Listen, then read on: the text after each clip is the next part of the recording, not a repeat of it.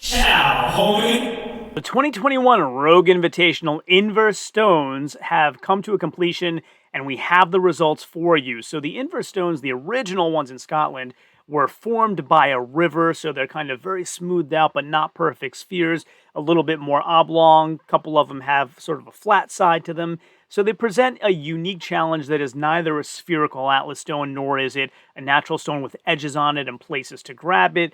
So let's see how that all panned out. Well, some of you may be surprised to see Brian Shaw at the bottom of the list here with only 1 point, and here's why. So he went 6th in the order, and apparently he said it would be a game time decision on whether to do the stones or not based on his hamstring injury that he suffered on day 1.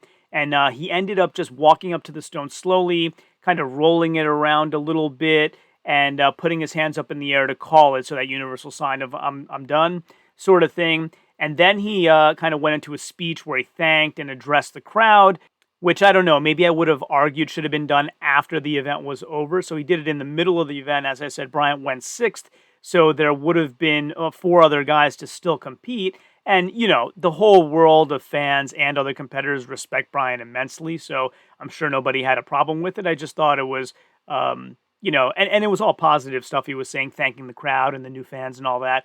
I just thought it kind of would have been better placed like he did at World's Strongest Man at the end instead of when there were still guys left to go. 2 points went to Matthias Keliskowski. So Matthias does 1 stone only in 9.4 seconds. So he went 7th in the order right after Brian. And I say, wow, I was very surprised. He went very slow and easy on the first stone, very deliberate so as not to hurt his lat anymore, perhaps, and just called it and walked away and didn't even try anymore after that. So only 2 points for him. 3 points to Mikhail Shivlyakov, who went 2nd in the order. He had a good effort. The first 2 flew over, but he just couldn't get that 3rd stone up after many attempts. You know, Mikhail, he'll keep trying and trying. And he stopped around the 1 minute and 19 second mark after all those attempts. He even tried a position where he had his right arm a little forward and his left arm a little back so as to keep it from bobbling around, and that didn't work either. 2 implements in 13.3 seconds, so 2 in a very fast time for Mikhail Shivlyakov for 3 points. 4 points went to Jerry Pritchett, so Jerry actually went 1st in the order here on the Inver stones. He got the first 2 stones pretty easily.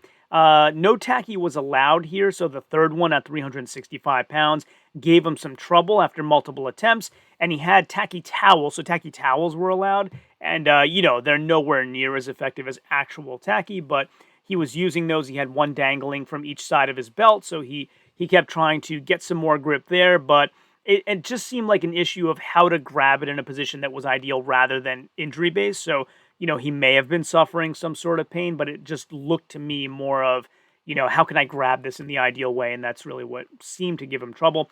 2 implements in 12.1 seconds for Jerry Pritchett, so a very fast time through 2. Luke Stoltman manages 3 stones in 17.6 seconds for 5 points. He went 3rd in the order. He was the first to clear the 365-pound stone and reach the 400-pound stone. He got it slightly off the ground, but it was pitching forward a bit, giving him trouble, so that was that.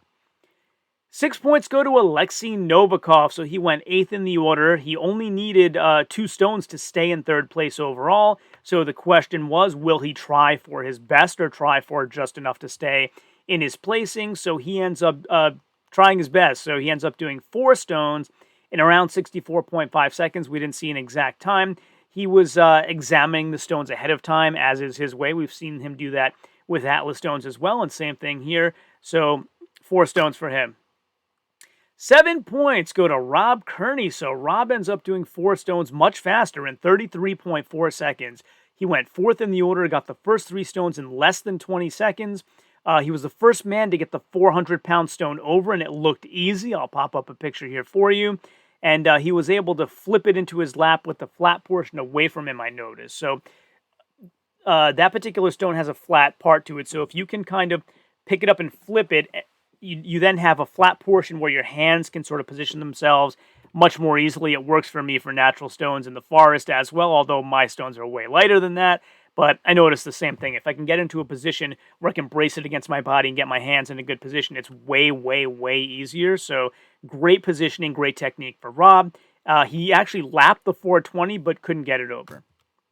8 points go to JF Carone. So JF does all 5 stones in 42.45 seconds.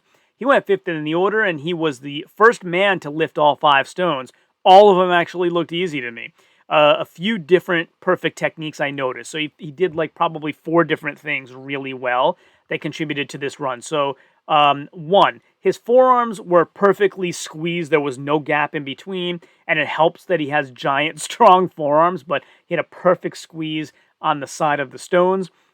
2, perfect lap technique. It was the same every time. Very standard, very efficient.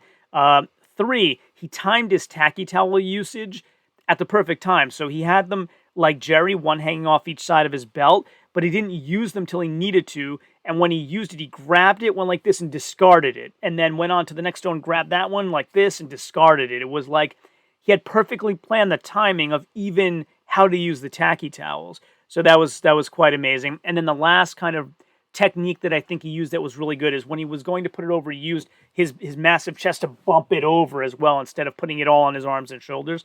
So like I said, about 4 different really specific techniques that I saw him do that contributed to a really great run here. 8 points for JF Carone. 9 points go to Tom Stoltman. So he didn't win this stone run, but came very close. So all 5 in 30.08 seconds, went 9th in the order. He one motion the first 2 stones.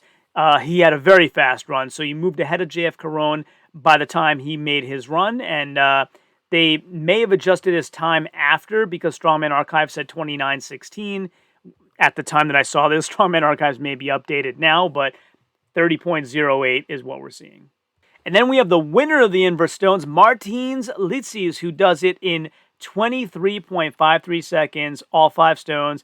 10 points to Martins. He had to beat JF's time to clinch the win, and of course, did that. Martins Litzis wins the Inver Stones.